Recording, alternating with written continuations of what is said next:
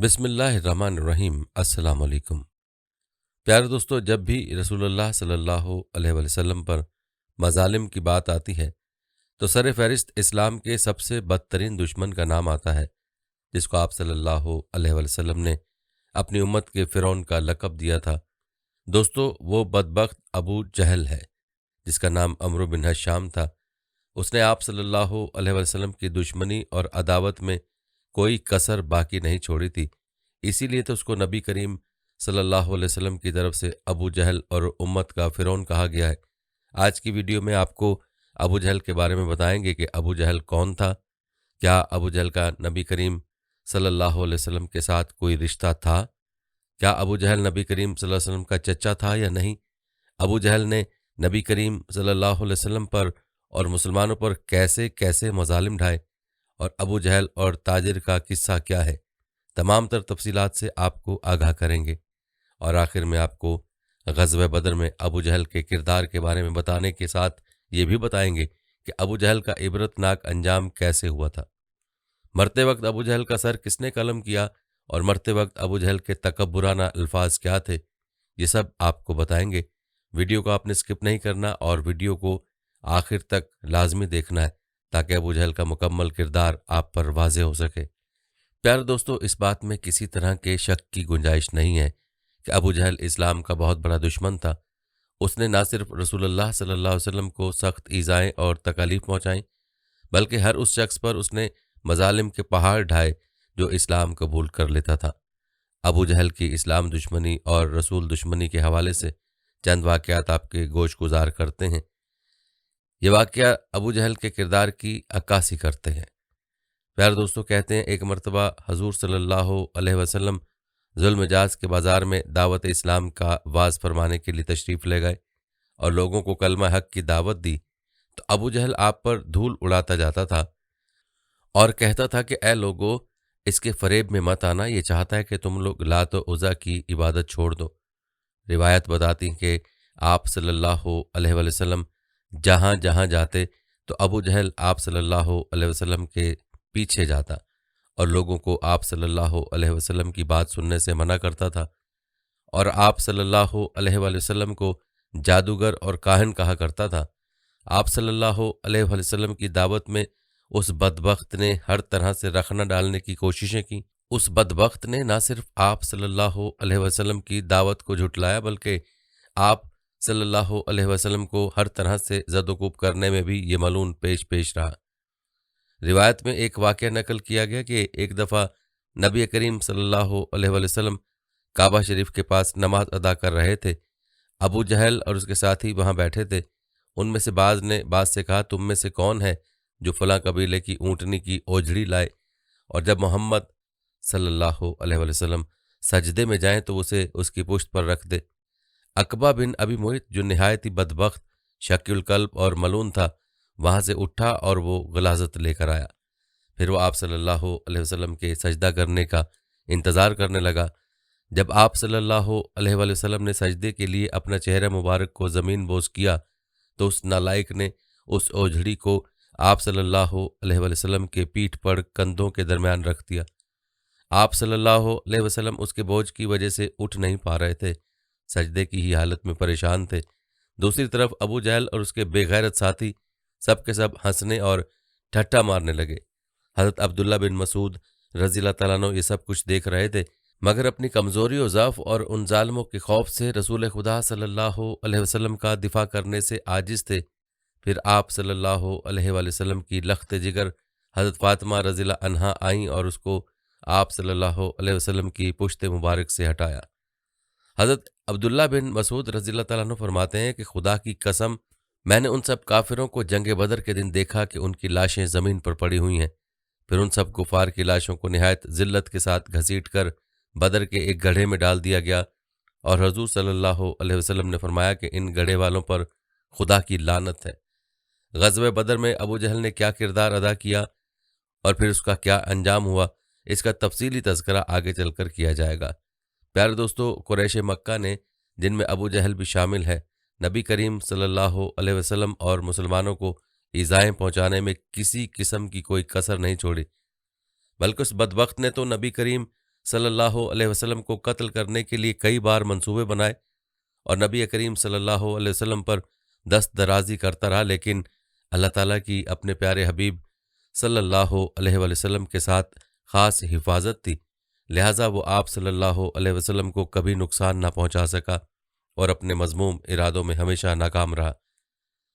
کہتے ہیں ایک دن ابو جہل نے قریشیوں سے مخاطب ہو کر کہا کہ محمد صلی اللہ علیہ وسلم ہمارے دین میں عیب نکالتا ہے، ہمارے آباء و اجداد اور معبودوں کی توہین کرتا ہے، اس لیے میں اللہ سے عہد کرتا ہوں کہ کل ایک بھاری پتھر لے کر بیٹھوں گا اور جب وہ سجدے کرے گا تو اسی پتھر سے اس کا سر کچل دوں گا۔ جب صبح ہوئی تو ویسا ہی پتھر جیسا کہ اس نے بیان کیا تھا لے کر انتظار میں بیٹھ گیا۔ رسول اللہ صلی اللہ علیہ وسلم آئے جیسا کہ آیا کرتے تھے، پھر رسول اللہ صلی اللہ علیہ وسلم نماز میں مشغول ہو گئے۔ جیسے ہی آپ صلی اللہ علیہ وآلہ وسلم سجدے میں گئے، ابو جہل پتھر اٹھا کر آپ صلی اللہ علیہ وسلم کی طرف بڑھا۔ جب وہ آپ صلی اللہ علیہ وسلم کے قریب ہوا تو شکست خوردہ حالت میں لوٹا، اس کا رنگ فق تھا اور وہ ایسا مروب تھا کہ اس کے دونوں ہاتھ اس کے پتھر سے چپک گئے تھے کہ بمشکل اپنے ہاتھ سے پتھر پھینک سکا۔ قریش کے کچھ لوگ اس کے پاس آئے اور پوچھنے لگے، اے ابو جہل، تمہیں کیا ہوا؟ اس نے کہا، میں نے گزشتہ رات جو بات کہی تھی وہی کرنے کے لیے کھڑا ہوا تھا۔ جب میں ان کے قریب پہنچا تو ایک اونٹ آڑے آ گیا۔ خدا کی قسم، میں نے کبھی بھی کسی اونٹ کی کھوپڑی، گردن اور دانت اس اونٹ کی طرح نہیں دیکھے، وہ مجھے کھانا چاہ رہا تھا۔ دوستو، جہاں ابو جہل کی اسلام دشمنی کے اور بہت سے واقعات ہیں، ان واقعات میں ایک اہم واقعہ دارالندوہ میں رسول اللہ صلی اللہ علیہ وسلم کے قتل کا منصوبہ ہے، جس کے نتیجے میں اللہ کی طرف سے رسول اللہ صلی اللہ علیہ وسلم کو ہجرت کا حکم ہوا۔ یاد رہے کہ رسول اللہ صلی اللہ علیہ وسلم اپنے صحابہ کرام رضی اللہ عنہم کو مکہ میں ظلم و تشدد کی چکی میں اس طرح پستے دیکھ رہے تھے جو ناقابل برداشت تھا، لہذا ان کو مدینہ منورہ ہجرت کی اجازت دے دی، سوائے روی کے غار ابو بکر رضی اللہ تعالیٰ عنہ کے، چونکہ آپ صلی اللہ علیہ وسلم کے چچا ابو طالب بھی وفات پا چکے تھے اور قریش شدید غصے میں تھے کہ کب تک ہم اس شخص یعنی محمد صلی اللہ علیہ وسلم کو برداشت کریں اور وہ ہمارے معبودوں اور آباء و اجداد کی توہین کرتا رہے۔ چنانچہ وہ منصوبے بنانے لگے کہ ہمیں ان کو قید کر دینا چاہیے یا جلا وطن کر دینا چاہیے یا پھر قتل کر دینا چاہیے تاکہ ہم ان سے چھٹکارا حاصل کر لیں۔ پھر قریش کے سرداران اپنے مشورہ گاہ دارالندوہ میں خفیہ طور پر نبی صلی اللہ علیہ وسلم کے خلاف فیصلہ لینے کو جمع ہوئے۔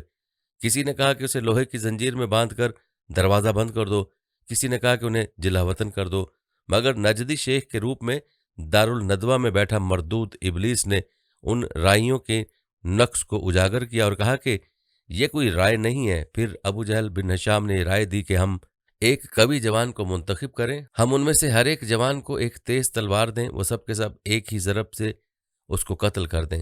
جب اسے اس طرح قتل کریں گے تو ان کا خون مختلف قبائل میں بٹ جائے گا، پھر میں نہیں سمجھتا کہ بنو ہاشم سارے قریش سے جنگ کریں گے۔ جب اس صورتحال کا بنو ہاشم مشاہدہ کریں گے تو دیت لینے پر راضی ہو جائیں گے، پھر ہم ان کو دیت دے دیں گے۔ نجدی شیخ کی صورت میں بیٹھے ابلیس نے کہا کہ بات تو یہ ہے جو اس آدمی نے کہی اور اس رائے کے بعد کوئی رائے نہیں ہے، لہٰذا پوری قوم اس پر تیار ہو گئی۔ کہتے ہیں رسول اللہ صلی اللہ علیہ وسلم اور کسی مسلمان کو اس منصوبے کا علم نہیں تھا۔ جبریل علیہ السلام آپ صلی اللہ علیہ وسلم کے پاس آئے اور کہا، آپ صلی اللہ علیہ وسلم اپنے جس بستر پر رات گزارتے تھے اس پر رات نہ گزاریں۔ جب رات تاریک ہوئی تو سب کے سب قتل کے ارادے سے آپ صلی اللہ علیہ وسلم کے انتظار کر رہے تھے کہ آپ صلی اللہ علیہ وسلم کب سوتے ہیں تاکہ وہ سب آپ پر ٹوٹ پڑیں۔ رسول اللہ صلی اللہ علیہ وسلم نے حضرت علی رضی اللہ تعالیٰ عنہ سے کہا، میرے بستر پر لیٹ کر میری اس حضرمی ہری چادر کو اوڑھ کر سو جاؤ، کوئی ناپسندیدہ عمل ان کی طرف سے تمہیں پیش نہیں آئے گا۔ جب رسول اللہ صلی اللہ علیہ وسلم سوتے تھے تو اسی چادر میں سوتے۔ پھر آپ صلی اللہ علیہ وسلم اپنے ہاتھ میں مٹھی بھر مٹی لے کر ان کے سامنے سے نکلے۔ پھر آپ صلی اللہ علیہ وسلم وہ مٹی ان تمام کے سر پر ڈالتے ہوئے سورہ یاسین کی آیت 1 تا 5 کی تلاوت کر رہے تھے۔ پھر اللہ تعالیٰ نے ان کی قوت بنائی لے لی، وہ آپ کو دیکھ نہیں سکتے تھے۔ جب آپ صلی اللہ علیہ وسلم ان آیات کی تلاوت سے فارغ ہوئے تو کوئی ایسا نہیں بچا تھا جس کے سر پر مٹی نہ پڑی ہو۔ پھر آپ صلی اللہ علیہ وسلم وہاں سے رخصت ہوئے جہاں آپ صلی اللہ علیہ وسلم کو رخصت ہونا تھا۔ پیارے دوستو، یاد رہے کہ 13 سال مکی دور میں نبی اکرم صلی اللہ علیہ وسلم کو مختلف قسم کے ذہنی و جسمانی مصائب و آلام سے دوچار ہونا پڑا۔ کبھی آپ صلی اللہ علیہ وسلم کے قتل کا ارادہ کیا گیا، کبھی آپ صلی اللہ علیہ وسلم پر پتھر پھینکے گئے، کبھی مٹی پھینکی گئی، کبھی گرد و غبار پھینکا گیا، کبھی راستے میں کانٹے ڈالے گئے، کبھی داڑھی اور سر کے بال نوچے گئے، اور کبھی آپ صلی اللہ علیہ وسلم کے چہرے مبارک پر تھوکنے کی بدبخت کوشش کی گئی، مگر آپ صلی اللہ علیہ وسلم اسلام کی اشاعت کی خاطر سب کچھ برداشت کرتے ہوئے دین کی دعوت میں ہمتاً مشغول رہ کر اپنی امت کو بہترین نمونہ فراہم کر گئے، اور امت کو یہ سبق سکھلا گئے کہ دین اسلام کی تبلیغ میں رکاوٹیں آئیں گی، لیکن ان کو برداشت کرنا ہوگا۔ پیارے دوستو، یہاں آپ کو ابو جہل کی ایک کنیز کا ایمان افروز واقعہ سناتے ہیں جو اس کی اسلام دشمنی کا عجیب واقعہ ہے۔ یاد رہے کہ قبیلہ مخزوم کی مغرور اور سرکش سردار عمرو بن ہشام یعنی ابو جہل کے پاس روپے پیسے کی بہتات تھی، اس کی شان و شوکت کے حامل محل میں غلاموں اور کنیزوں کی بھرمار تھی، لیکن پھر بھی اس کی نظر ایک رومی کنیز پر پڑی تو اس نے اسے منہ مانگے داموں خرید لیا۔ اس لیے نہیں کہ اسے ملازمہ کی ضرورت تھی، بلکہ اس لیے کہ سرخ و سفید خوبصورت کنیز اس کے دل کو بھا گئی تھی۔ زنیرہ اکثر سوچا کرتی تھی کہ میں کون ہوں؟ کیا میں غلامی کے لیے پیدا ہوئی ہوں؟ کیا کبھی کوئی فیصلہ اپنی مرضی سے بھی کر سکتی ہوں؟ کیونکہ اس کا کام تابعداری تھا اور کام کی نوعیت کا تعین کرنا مالک کا کام تھا۔ اپنی شناخت سے بے شناخت زنیرہ کا سوال گاہے بگاہے اسے بے چین کر دیتا تھا کہ میں کون ہوں، لیکن جواب کون دے یہ بھی کوئی نہیں جانتا تھا۔ دن گزرتے چلے گئے، زنیرہ اس غلامانہ زندگی کی عادی ہو چکی تھی۔ اب وہ سوال بھی کبھی کبھار ہی اس کے ذہن میں اٹھتا۔ عمرو بن ہشام کا رویہ زنیرہ سے روایتی آکار غلام کا تھا۔ اونٹوں کا گوبر اٹھانا، ان کو چارہ ڈالنا، مالک کا غلاموں پر احکامات صادر کرنا، ڈانٹ ڈپٹ، گالیاں اور مار پیٹ، بس یہی کچھ تو اس نے دیکھا تھا۔ رسول اللہ صلی اللہ علیہ وسلم نے اسے آگاہ کیا کہ انسان اشرف المخلوقات ہے، انسان اللہ کا نائب اور خلیفہ ہے، اللہ کے اوصاف کا امین، صفات الہیہ سے واقف اور ملا اعلیٰ کی آخری حدوں سے بہت آگے کا شعور رکھنے والا ہے، اور ہر انسان کو اللہ نے یہ خصوصی ملکہ عطا کیا ہے۔ دوستو، اب زنیرہ ایک معمولی کنیز سے رسول اللہ صلی اللہ علیہ وسلم کی عظیم المرتبت صحابیہ زنیرہ رضی اللہ تعالیٰ عنہا بن گئیں۔ رسول اللہ صلی اللہ علیہ وسلم نے حضرت زنیرہ رضی اللہ تعالیٰ عنہا کو اللہ کے قرب کے لیے چند طریقے مرحمت فرمائے اور تاکید فرمائی کہ ابھی اپنے قبول اسلام کا اعلان نہ کریں، لیکن بات کہاں تک چھپتی۔ ابو جہل حضرت زنیرہ رضی اللہ تعالیٰ عنہ کو اتنی بری طرح زد و کوب کرتا کہ وہ بے ہوش ہو جاتی، وہ مار مار کر تھک جاتا، مگر اللہ کی یہ نیک اور صابر بندی سب کچھ سہ لیتی، مگر پائے استقلال میں ذرا بھی لغزش نہ آتی۔ حضرت زنیرہ رضی اللہ تعالیٰ عنہ کا پورا جسم زخم رہتا اور اس میں سے خون پیپ رسنے لگتا، مگر اب وہ روح کے اس سفر پر گامزن تھیں جہاں مادی جسم کو آدمی روح کے خول یا لباس کی صورت میں دیکھتا ہے۔ رسول اللہ صلی اللہ علیہ وسلم کو جب حضرت زنیرہ کے اوپر ہونے والے مظالم کی خبر پہنچتی تو غمگین ہو جاتے۔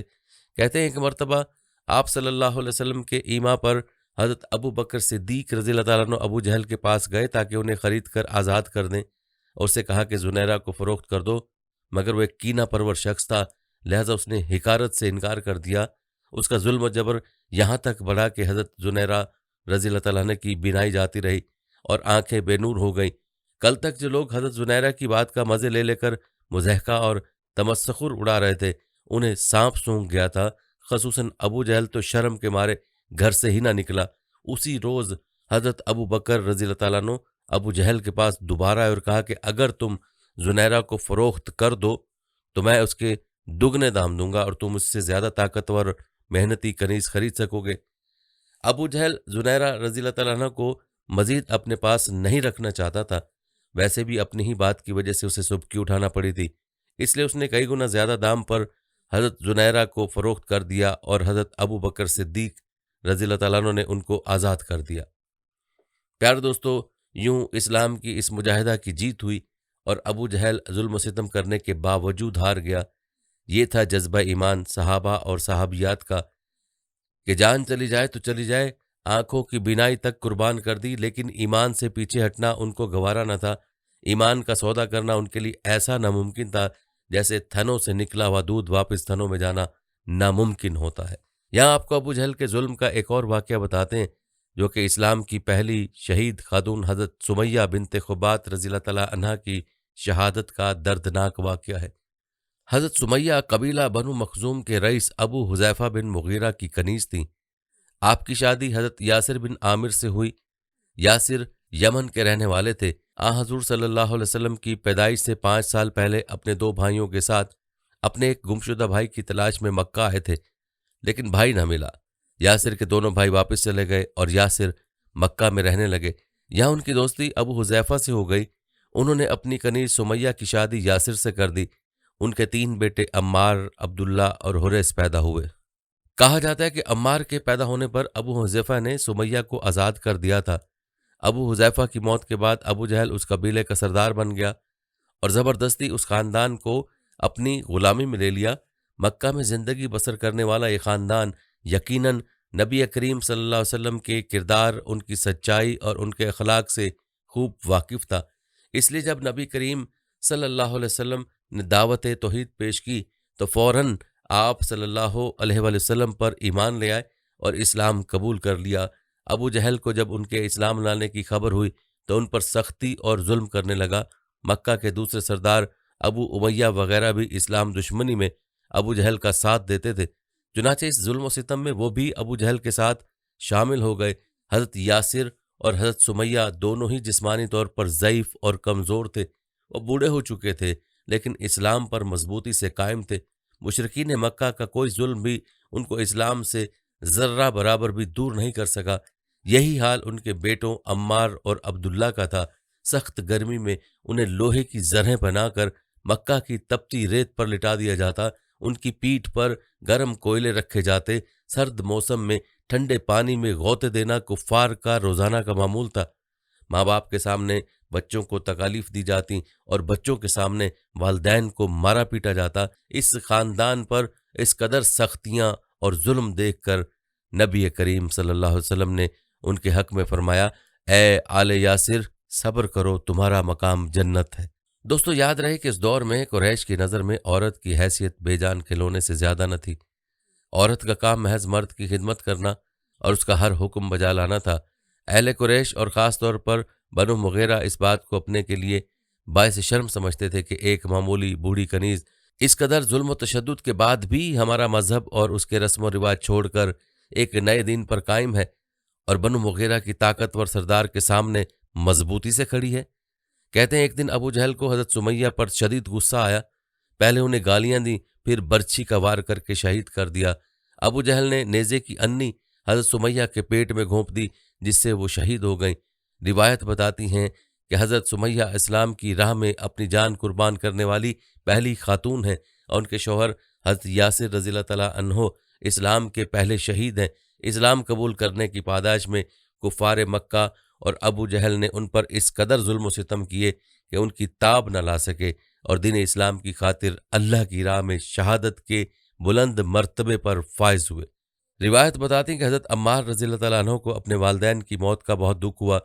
وہ آپ صلی اللہ علیہ وسلم کے پاس آئے اور عرض کی کہ اب حد ہو گئی ہے۔ آپ صلی اللہ علیہ وسلم نے صبر کی تاکید فرمائی اور اللہ تعالیٰ سے آل یاسر کو جہنم سے بچانے کی دعا کی۔ روایت میں آتا ہے کہ غزوہ بدر میں جب ابو جہل مارا گیا تو آپ صلی اللہ علیہ وسلم نے عمار رضی اللہ تعالیٰ عنہ سے فرمایا، دیکھو اللہ تعالیٰ نے تمہاری ماں کے قاتل کا فیصلہ کر دیا ہے۔ دوستو یہ تھے چند واقعات ابو جہل کی اسلام دشمنی کے۔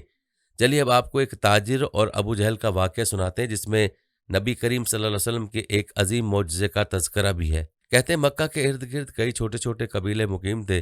انہی میں سے ایک قبیلہ بنو اراش تھا۔ ایک شخص جو کہ بنو اراش قبیلے سے تعلق رکھتا تھا، اس کے پاس کوئی مستقل روزگار نہ تھا اور نہ ہی وہ اعلیٰ درجے کا کوئی تاجر تھا۔ تاہم اس دور میں کیونکہ تجارت کا پیشہ خاصا اہم ہوا کرتا تھا، لہذا اس نے بھی ویسا ہی کیا۔ وہ اپنے پاس موجود رقم کے مطابق اپنے قبیلے سے مویشی خریدتا اور مکہ میں انہیں لا کر بیچ دیا کرتا تھا۔ چونکہ بڑے بڑے سردار وہاں موجود تھے، یہ کام اس کا معمول بن چکا تھا۔ وہ اکثر جانور مکہ کے بازار میں لا کر بیچتا۔ کہتے ہیں کسی بدبخت نے اسے یہ بھی کہہ رکھا تھا کہ نعوذ باللہ یہاں پر ایک جادوگر ہے، بس تم اس کے بہکاؤں سے بچ کر رہنا۔ اس نے نبوت کا دعویٰ کیا ہے۔ اب اس تاجر کے لیے جگہ نہیں تھی، اس لیے اس نے اس بتانے والے شخص کا یقین کر لیا اور مزید کوئی سوال نہ کیا۔ ایک دن وہ تاجر اپنے ہمراہ 2 بہترین اونٹ فروخت کے لیے لایا، لیکن اس کی بدقسمتی کہ اس دن اس سے وہ اونٹ ابو جہل نے خرید لیے، اور جب قیمت ادا کرنے کی باری آئی تو کہنے لگا کہ میرے گھر آ کر پیسے وصول کر لینا۔ تاجر نے کہا کہ میں آپ کا گھر کہاں تلاش کروں؟ ابو جہل نے اسے اپنے گھر کا راستہ سمجھا دیا۔ خیر وہ بیچارہ مرتا کیا نہ کرتا، ابو جہل کی ظالمانہ سرداری کا کچھ علم اس کو تھا، اس لیے اس نے زیادہ زور نہیں دیا اور اگلے روز قیمت لینے پر راضی ہو گیا۔ مکہ میں اس تاجر کا کوئی نہ تھا، نہ کوئی گھر نہ ٹھکانہ۔ رات اس نے گلیوں میں گزار دی۔ اگلی صبح وہ ابو جہل کے گھر پہنچا، دروازے پر دستک دی۔ ابو جہل باہر آیا، اسے دیکھ کر اس شخص نے اپنی قیمت کا تقاضا کیا تو کہنے لگا ابھی میرے پاس پیسے نہیں ہیں، تم کل آ جانا۔ وہ تاجر بہت مایوس ہو کر آ گیا۔ اگلے روز بھی ایسا ہی ہوا۔ خیر 3 دنوں تک ابو جہل کے دروازے پر جاتا رہا، لیکن ابو جہل نے اس کی قیمت ادا نہیں کی۔ اسی طرح 3 دن گزر گئے۔ چوتھے روز وہ ابو جہل کے دروازے پر گیا اور بات کو ذرا زور دے کر کہا، جناب میں 3 دن سے بھوکا ہوں، گلیوں میں رات بسر کر رہا ہوں، میں یہاں پر بیگانہ ہوں، میرا یہاں اپنا کوئی نہیں ہے، میرے پاس واپسی کا ذریعہ بھی نہیں ہے، مہربانی فرمائیے میرے جانور کی قیمت دے دیں، چل دفع ہو جائے یہاں سے، میں تمہیں تمہارے پیسے نہیں دوں گا، جس سے ملے لے لینا۔ وہ تاجر تو جیسے حواس باختہ ہو گیا۔ 3 دن مسلسل انتظار کے بعد پیسوں کی ادائیگی سے اس کو کوڑا جواب مل گیا۔ اس کی سمجھ میں نہیں آ رہا تھا کہ میں کیا کروں۔ آس پاس کے لوگوں سے پوچھنے لگا کہ کوئی مجھے بتا دو کہ مکہ کے سردار کہاں ملیں گے تاکہ میں ان سے شکایت کروں، شاید وہ میری مدد کر دیں۔ اسے بتایا گیا کہ خانہ کعبہ میں چلے جاؤ، مکہ کے سردار وہیں پر موجود ہوں گے۔ وہ پوچھتا پوچھتا خانہ کعبہ کے پاس آ گیا۔ وہ تاجر کہتا ہے کہ میں حرم شریف میں داخل ہوا تو دیکھا کہ ایک ٹولی میں ابو سفیان، عتبہ، شیبہ، دیگر سردار بیٹھے ہیں۔ ان کے پاس گیا، کہنے لگا مجھے آپ لوگوں کی مدد کی ضرورت ہے، میں پردیسی ہوں، یہاں جانور فروخت کرنے آیا تھا، لیکن ایک شخص نے مجھ سے جانور تو لے لیے مگر پیسے نہیں دیتا۔ عتبہ نے گرج کر کہا کون ہے جو تمہارے پیسے نہیں دیتا؟ مجھے بتاؤ، میں اسے دیکھتا ہوں۔ تاجر کہتا ہے کہ میں نے کہا کہ اس کا نام ابو جہل ہے۔ وہ سب خاموش ہو گئے، ان کی گردنیں جھک گئیں، کہنے لگے کہ تم بہت برے آدمی کے پاس پہنچ گئے ہو، ہم کچھ بھی نہیں کر سکتے کیونکہ وہ ہم سے زیادہ طاقتور سردار ہے۔ یہ سن کر میرے پیروں تلے سے زمین نکل گئی۔ میں کانپتے ہوئے کہنے لگا کہ میں اب کیا کروں، میرے پاس تو اب کچھ بھی نہیں۔ اب وہ تاجر کہتا ہے کہ عتبہ نے مذاق کیا اور کہا کہ وہ جو کعبے کے ساتھ ٹیک لگائے بیٹھا ہے اس کے پاس جاؤ، وہ تیرا مسئلہ حل کروا سکتا ہے۔ لیکن یہ کہتے ہی وہ سب سردار ہنسنے لگے۔ تاجر کہتا ہے کہ میں حیران ہوا، مجھے ان کے پاس جانے کو بھی کہتے ہیں، میرا مذاق بھی کرتے ہیں، میں کروں تو کیا کروں؟ لیکن ڈوبتے کو تنکے کا سہارا۔ اب وہ تاجر نبی کریم صلی اللہ علیہ وسلم کی جانب چل پڑا۔ وہ آپ صلی اللہ علیہ وسلم کو نہیں جانتا تھا، لہذا اس نے آپ صلی اللہ علیہ وسلم کو وظائف پڑھتے دیکھا تو ایک طرف بیٹھ گیا، یہ سوچ کر کہ جب آپ فارغ ہوں گے تو وہ عرض کرے گا، مگر سبحان اللہ، شان مصطفیٰ صلی اللہ علیہ وسلم کہ جیسے ہی وہ آدمی پیچھے آ کر بیٹھا، آپ صلی اللہ علیہ وسلم نے اپنا رخ اس کی طرف پلٹ لیا اور صرف 2 باتیں کہیں۔ فرمایا پردیسی لگتے ہو اور پریشان معلوم ہوتے ہو۔ وہ تاجر کہتا ہے کہ مجھے ایسا لگا کہ جیسے مجھے میری بچھڑی ماں مل گئی ہو، ان کی شفقت اور پیار کو دیکھ کر میری آنکھوں سے آنسو کی لڑیاں بہہ نکلیں۔ جیسے ہی میری آنکھوں سے آنسو نکلے، نبی پاک صلی اللہ علیہ وسلم نے نہ میرا نام پوچھا نہ کام، بلکہ میرے کندھوں پر تھپکی دی اور فرمایا فکر نہ کر، تو جیسے کہے گا تیرا کام ہو جائے گا۔ حضور صلی اللہ علیہ وسلم نے میرا بازو تھاما اور مجھے گھر لے آئے، ایک ٹوٹی چٹائی پر مجھے بٹھا دیا، میرے لیے اپنے مبارک ہاتھوں سے ایک پیالے میں کھجور اور دودھ پیش کیا۔ میں 3 دن کا بھوکا تھا، میں نے پیٹ بھر کر کھانا کھایا۔ جب کھا چکا تو مجھ سے فرمانے لگے اب مجھے بتاؤ تمہارا مسئلہ کیا ہے؟ میں نے سارا ماجرا بیان کر ڈالا۔ وہ فرمانے لگے فکر مت کرو، وہ خود تمہارے پیسے دے گا۔ مجھے اپنے ہمراہ لے کر ابو جہل کے دروازے پر پہنچے، دستک دی، دروازہ کھلا، سامنے ابو جہل تھا۔ نبی کریم صلی اللہ علیہ وسلم نے بس ایک جملہ ادا کیا، مگر اس جملے میں کیا طاقت تھی کہ ابو جہل لرز گیا۔ حضور صلی اللہ علیہ وسلم نے فرمایا ابو جہل، تیرا کیا خیال ہے کہ پیسے دبانے والے اور لوگوں کو ستانے والے بڑے سردار ہوتے ہیں؟ غریبوں کا خون چوس کر سردار بنے گا؟ لا جلدی اس کے پیسے لوٹا۔ ابو جہل کی ٹانگیں کانپنے لگی اور کہنے لگا جی میں ابھی اس کے پیسے دیتا ہوں، اور اس تاجر کی اونٹوں کی قیمت ابو جہل نے ادا کر دی۔ दोस्तों रिवायत में आता है कि एक शख्स अबू जहल के तेवर देखने के लिए पीछे पीछे आया था। उसने वापस जाकर अहले मजलिस को बताया कि आज तो कमाल ही हो गया। मोहम्मद सल्लल्लाहु अलैहि वसल्लम ने अबू जहल के दरवाजे पर दस्तक दी। वो बाहर निकल कर आया।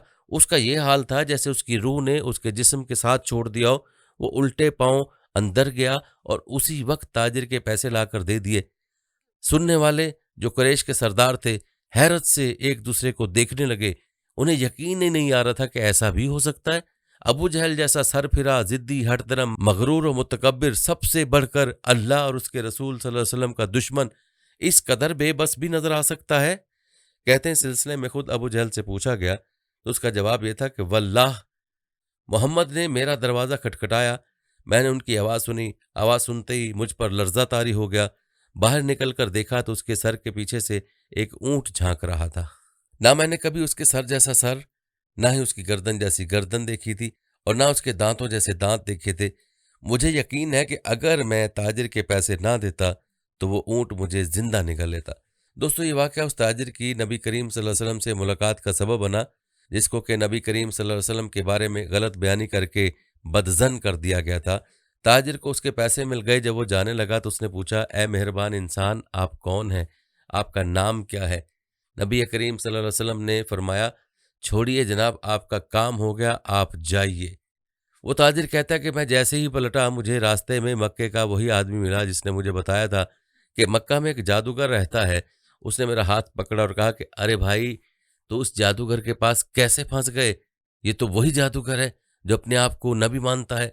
ताजिर कहता है कि मैंने उस आदमी का हाथ झटक कर कहा, अरे बदबख्त, मैंने दुनिया देखी है मगर मैंने आज तक उन जैसा नहीं देखा। उसके बाद ताजिर पलट कर हबीब सल्लल्लाहु अलैहि वसल्लम के पीछे जाता है, उनके पांव से लिपट जाता है और कहता है कि मैं इकरार करता हूं कि आप अल्लाह के सच्चे रसूल और नबी हैं, मुझे भी अपने दीन में शामिल कर लें। इस तरह नबी पाक सल्लल्लाहु अलैहि वसल्लम उसको कलमा पढ़ाते हैं और वो मुसलमान हो जाता है। प्यारे दोस्तों, ये वाक़या दरअसल अबू जहल की बेबसी का नहीं बल्कि नबी करीम सल्लल्लाहु अलैहि वसल्लम के मौजज़े का एक अजीब वाक़या है। लेकिन अफसोस तो अबू जहल पर है कि जिसने आप सल्लल्लाहु अलैहि वसल्लम के एक नहीं कई मौजज़ात अपनी खुली आंखों से देखे, लेकिन उसके बावजूद भी वो कलमा और ईमान की दौलत से महरूम रहा और आखिर दम तक तकब्बुर और गरूर को ना छोड़ा।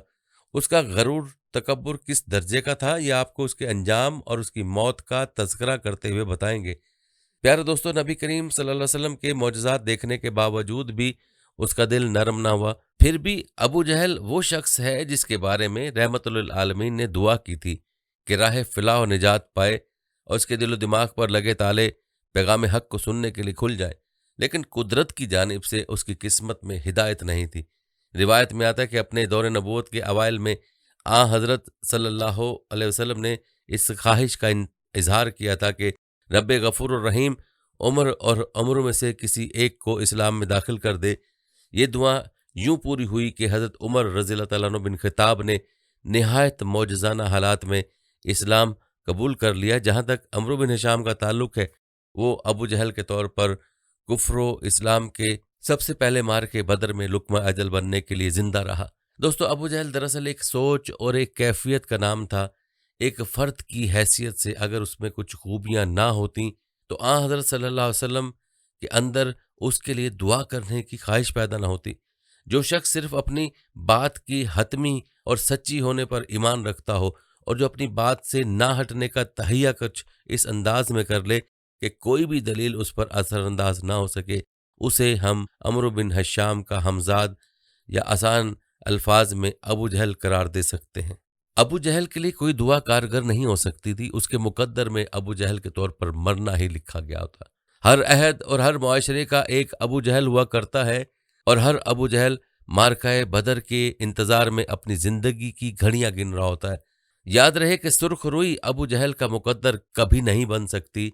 उसके हाथों की लकीरों में सिर्फ एक अंजाम लिखा होता है, वो अंजाम जो अकरमा के बाप ने ग़ज़वा बदर में पाया। अकरमा अबू जहल का बेटा था, वो भी फतेह मक्का के बाद तक अपने बाप की तकलीद में कुफ्र की चट्टान बनकर इस्लाम के खिलाफ डटा रहा, मगर तारीख उसे हज़रत अकरमा रज़ियल्लाहु तआला अन्हु के नाम से पहचानती है। उसके दिलो दिमाग को लगे ताले हज़रत सल्लल्लाहु अलैहि वसल्लम की ज़िंदगी में भी खुल गए थे। پیارے دوستوں، یہاں پر ابو جہل کے بارے میں پائی جانے والی ایک بڑی غلط فہمی سے آپ کو آگاہ کرتے ہیں کہ اکثر لوگ ابو جہل کو نبی کریم صلی اللہ علیہ وسلم کا چچا سمجھتے ہیں، اور بچوں کو شروع سے ہی یہ بتایا جاتا ہے کہ ابو جہل نبی کریم صلی اللہ علیہ وسلم کا چچا ہے۔ لیکن یاد رہے کہ حقیقت میں ابو جہل نبی کریم صلی اللہ علیہ وسلم کا چچا نہیں تھا، اگرچہ عوام میں مشہور ہے، لیکن صحیح یہ ہے کہ یہ سرکار دو عالم صلی اللہ علیہ وسلم کا چچا نہیں ہے، اور اس کا نام عمرو ابن حشام ہے۔ اس حوالے سے چند اقوال آپ کو بتاتے ہیں تاکہ یہ بات آپ پر مزید واضح ہو جائے۔ اس بارے میں پہلا قول یہ ہے کہ ابو جہل نہ تو آپ صلی اللہ علیہ وسلم کا حقیقی چچا تھا اور نہ ہی دور کا رشتہ دار، جیسا کہ اس کے نسب نامے میں عمرو ابن حشام بن مغیرہ بن عبداللہ بن عمرو بن مخزوم سے واضح طور پر معلوم ہوتا ہے۔ دوسرے قول میں نبی صلی اللہ علیہ وسلم اور ابو جہل کے نسب نامہ بیان کیا گیا تاکہ بات مزید واضح ہو سکے۔ نبی صلی اللہ علیہ وسلم کا شجر نسب یہ ہے: محمد بن عبداللہ بن عبد المطلب بن ہاشم بن عبد مناف بن قسی بن کلاب بن مرا بن کعب بن لوی القریشی، جبکہ ابو جہل کا نام عمرو بن حشام تھا اور اس کا شجر نسب یوں بیان کیا گیا ہے: عمرو بن حشام بن المغیرہ بن عبداللہ بن عمر بن مخزوم بن یکسا بن مرا بن کعب بن لوی القریشی۔ اس اعتبار سے ابو جہل کا شجر نسب مرہ بن کعب پر جا کر حضور صلی اللہ علیہ وسلم سے مل جاتا ہے، یعنی مرہ دونوں کے جد اعلیٰ ہے۔ مرہ سے نیچے دونوں شاخوں کو ترتیب سے دیکھیں تو ابو جہل بہت دور کے رشتے میں نبی صلی اللہ علیہ وسلم کا چچا زاد تھا، نہ کہ چچا۔ دوستو، اس بارے میں تیسرا قول یہ بتاتا ہے کہ ابو جہل، جس کا اصل نام عمرو ابن حشام تھا، اس کا قریش خاندان سے تعلق تھا، لیکن نبی کریم صلی اللہ علیہ وسلم سے اس کا کوئی قریبی رشتہ نہیں تھا۔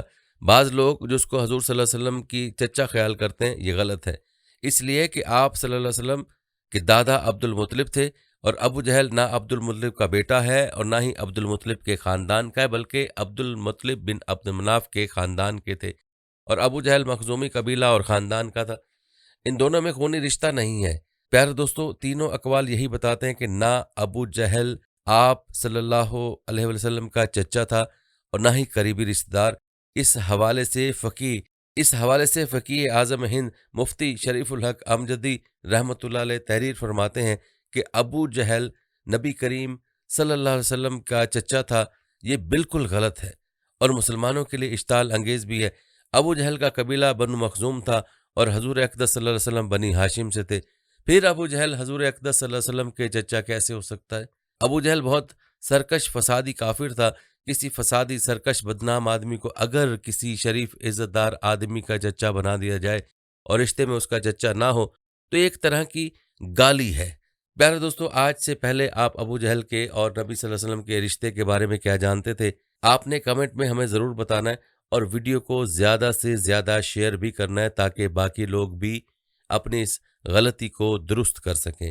پیارے دوستو، اب بات کرتے ہیں ابو جہل کے عبرتناک انجام کی، جو کہ غزوہ بدر میں اپنے انجام کو پہنچا تھا۔ آپ کو ابو جہل کے انجام سے بھی آگاہ کریں گے، لیکن پہلے آپ کو اس غزوہ میں ابو جہل کے کردار کے بارے میں بتاتے ہیں کہ اس مارکے میں ابو جہل کا جذبہ کیا تھا اور اس نے اس مارکے میں کیا کردار ادا کیا۔ غزوہ بدر کے مناظر کا مختصر نقشہ ملاحظہ فرمائیں۔ پیارے دوستو، آپ کو بتاتے چلیں کہ بدر ایک بیضوی شکل کے میدان کا نام ہے جو پہاڑوں سے گھرا ہوا ہے۔ یہ میدانی وادی جلیل ہے، اس کی لمبائی 5.5 میل اور چوڑائی 4.5 میل ہے۔ یہ مدینہ منورہ سے 80 میل کی دوری پر ہے۔ دور رسالت مآب صلی اللہ علیہ وسلم میں تجارتی شاہراہ اسی میدان سے ہو کر گزرتی، مکہ اور مدینہ جانے کے راستے بھی اسی مقام پر ملتے۔ بحر احمر کا ساحل یہاں سے تقریباً 10 میل کے فاصلے پر ہے۔ اس میدان کے شمال اور جنوب میں 2 سفیدی مائل پہاڑیاں ہیں جو ریت سے ڈھکی ہوئی ہیں۔ بدر کے مقام کو آج جو اہمیت حاصل ہے اس کی وجہ حق اور باطل کا وہ مارکا ہے جو 20 ہجری میں رمضان کی 17 تاریخ کو وقوع پذیر ہوا۔ اس وقوع میں حق کو بے مثال تاریخی فتح نصیب ہوئی اور باطل کو شرمناک شکست کا منہ دیکھنا پڑا۔ اس مارکے سے اسلام کی فتح و نصرت کا آغاز ہوا، اسلام پوری آب و تاب سے ظاہر ہونا شروع ہوا۔ اس طرح غزوہ بدر کا ایک عظیم انقلاب کی بنیاد ثابت ہوا۔ دوستو، یہ تھی ہماری آج کی ویڈیو۔ جانے سے پہلے آپ نے ویڈیو کو شیئر لازمی کرنا ہے۔